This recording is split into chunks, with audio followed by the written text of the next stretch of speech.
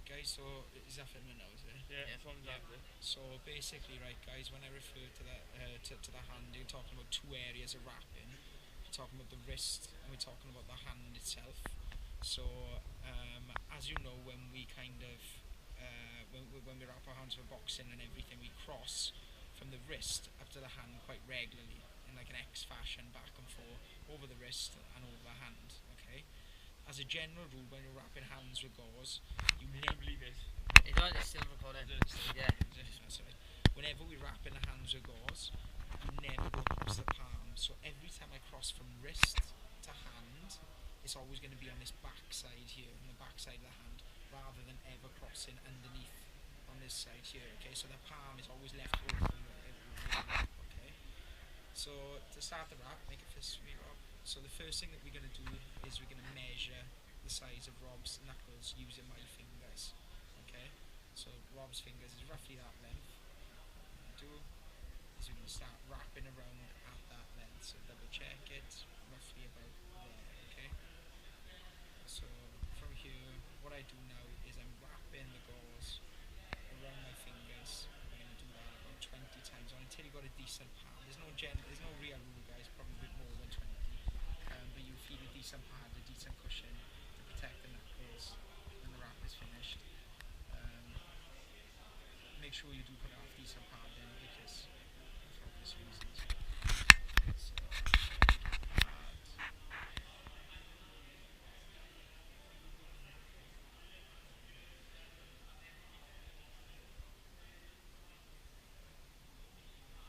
Okay, so I'll probably do a little bit more than this in a proper wrap, but just for the sake of this one, I'm just going to leave it at that. So that's going to be my pad when the time comes. Okay. Next, we're going to start looking at our tape. The first thing you can do is we're going to prep for the fingers. So we're going to do three lengths, roughly about 12 inch now. Put plenty of length on them, and just to save for later. I'll show you why we need those later.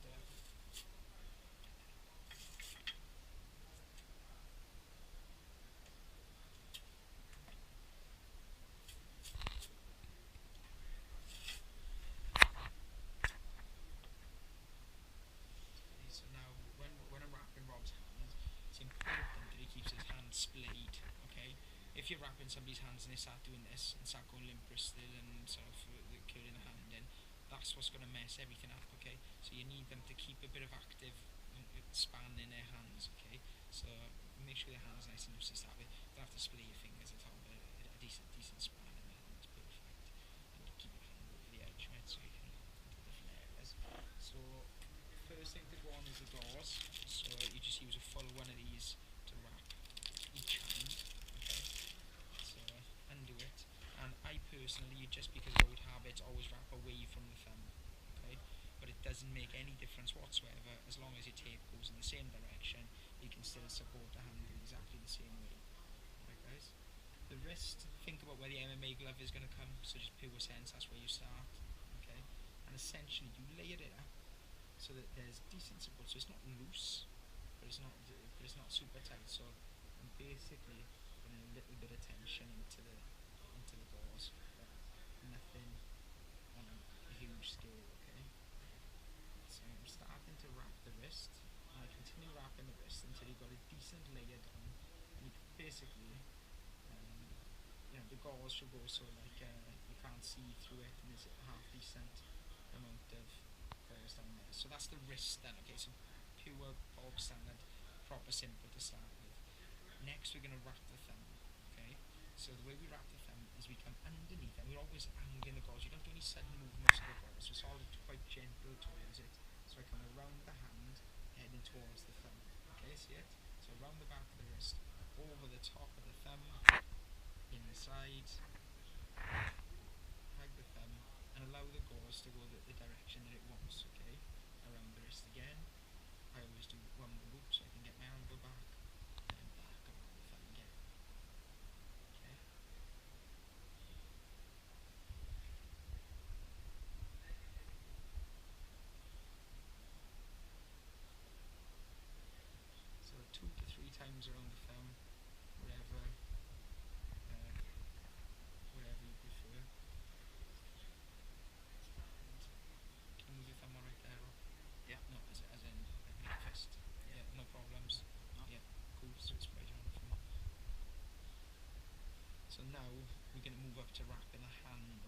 I said, we always cross on the back of the hand.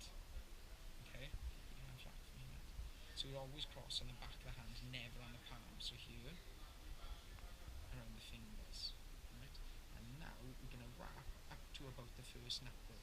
Okay, we don't just wrap over these here, we wrap approximately to the first knuckle here. Don't go too tight on this point. This is where you're going to cause damage to the hands and metacarpal bits. Okay, so down. Okay, and as you come down, it's on the back of the hand, not going underneath. Okay, on the back of the hand. You can do a loop, and the crisscross is kind of what gives us a protection on the hands here. Okay, so definitely not too tight here again, guys. Once I've got a decent crisscross in this position, I'm going to put my pad on top of that, because again it's probably a little bit higher than what you would normally expect. You're not putting it directly in the knuckles, you're doing that simply because you want to put it over the knuckles, and you want to make sure you get all of this under the goggles then. Okay, keep your hand straight here.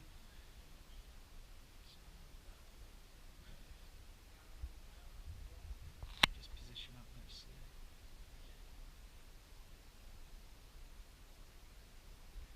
And again, I'm not wrapping it super tight or anything like that. I'm just putting it into the right place basically. Now, at this point, I layer this quite a lot, okay, to make the bar on the underside of the hand. Okay, so you want a decent thick bar to grip onto when you're fighting.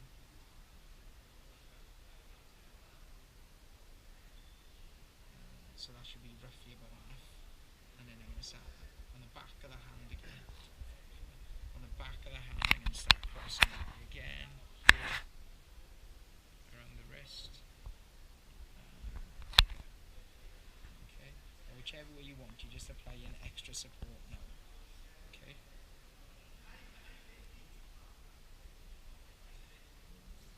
Towards the wrist. Rob has got really quite small hands, so this is straight for me if you want it. So we kind of got too much balls here, Rob, but that's no problem. But you're probably going to use a full one with me and Rich. But Pianos players hands. penis players hands.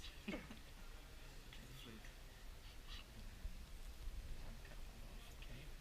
So now we're going to start taping. I'm still going to anyway.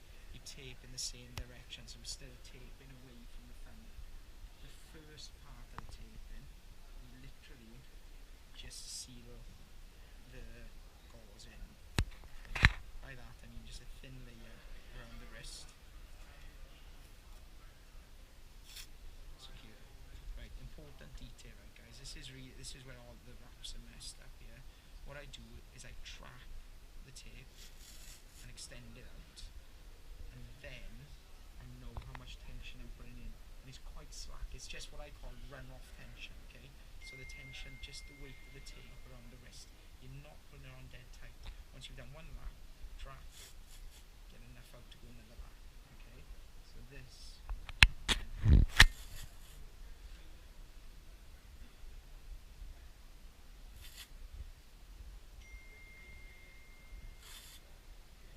Like I say, this is literally just the first sealing layer, and after every layer, basically make sure all the tape is stacked down nicely. Okay, so that's the first stage, okay, of sealing the wrapping. So second stage is we make the bar on the palm. So you're going to turn the palm over, and the bar is made with all this tissue here. Okay. If you wrap too tight earlier, there's big problems. You pull this bar in, it really squeezes the hand together, which we don't want because it's going to break the hand. Okay. But we want to squeeze this bar together here, and go for the middle one first. So this is where the three tape strips comes in, about 12 inches here.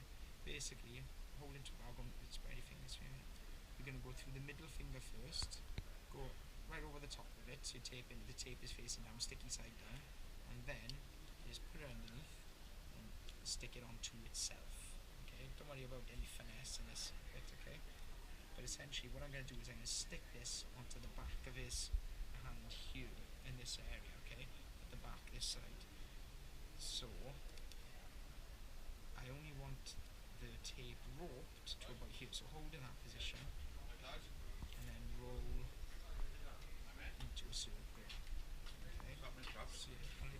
We're doing a tape wraps. So we roll into a circle and then got a nice, when we've got a nice tight chord, I get Rob to turn his hand over, okay, and make a fist for me. Okay?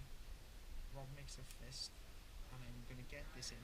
This is the really important part again, right, guys. This is the kind of punching position. I don't want Rob's wrist extended and I don't want it flexed at all. I'm in a nice sort of neutral position, like a punching position, to get the tension on this. Yeah? So I'm going to go between the knuckles, feel through the pad for the knuckle, and it's relatively tight, not super duper tight. Keep it pinned to the wrist and tape it in that position, okay, right the way up onto the wrist. Okay, any excess tape, just rip off and stick in the back anywhere. So there's the first part of the bar made. So hand back over, make a part again. So that's pretty solid, okay, to set as a foundation to start with. Second, so you're just repeating the procedure, so I'm not going to talk through it with the Leatherman, okay? So we'll tape over the top, coming through underneath, and stick it to itself. Once it's stuck to itself, hold the tape roughly about 3 inches up,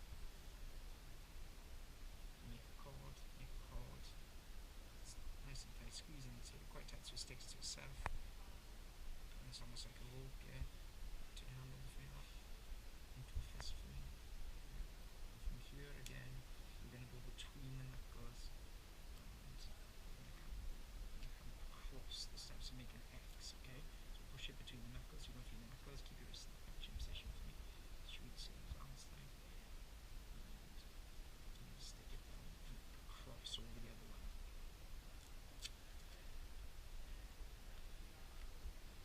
Excess tape, just chuck it in. Okay.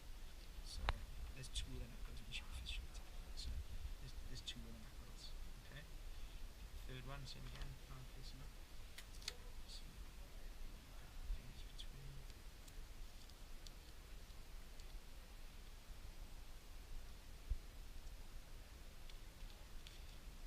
So come about 3 to 4 inches up. Turn on to a cord.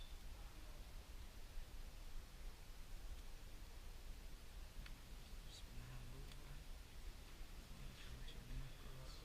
Nice and tight between the knuckles. Keep our neutral position. And stick it down.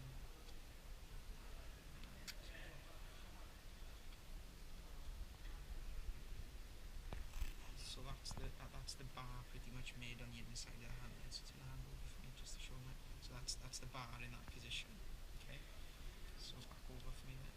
So now we're going to go into the second stage. So this is mainly wrapping the wrist and sealing everything in. Okay. So we're going to have the wrist and the thumb. So I'm going to get you to display exactly the same way as we did with the claws. We're moving away from the thumb and we're going to start here. Okay. So. No, it just hopped in. Oh, sorry. So, so again, I'm just going to adopt the same philosophy. All it takes is one piece of tape too tight, and then the wrap is fucked. Okay, and you're going to stop the blood in the hand. So, pin, stretch, around. Okay, not too tight at all. Keep the same run-off tension in the tape. Takes a bit of practice.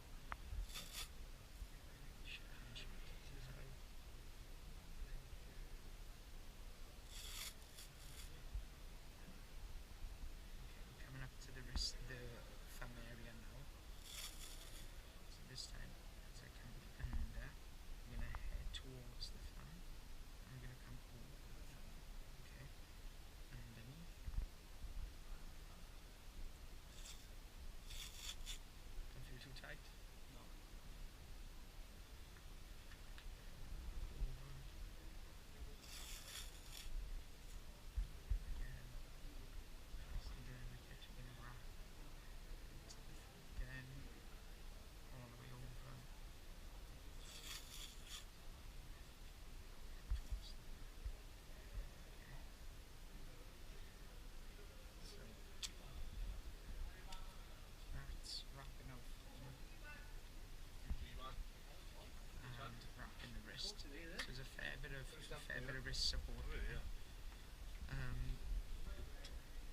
notice, right, we do come quite high on the inside of the wrist here. Okay, we can always put a little snip in there for more manoeuvrability, but it depends how much stability you want to the wrist, and just ask them after they're done what we want. So Cage Warriors, guys, make a fist for me. Cage Warriors, the rule is any tape has to be an inch back further than the knuckles. Right, so this is really important. So what I'm doing, my first tape is just going to mark at. So nothing, put my hand together, hand fist. So nothing is going to come from this piece of tape. Okay, when it comes to the support of the wrap now.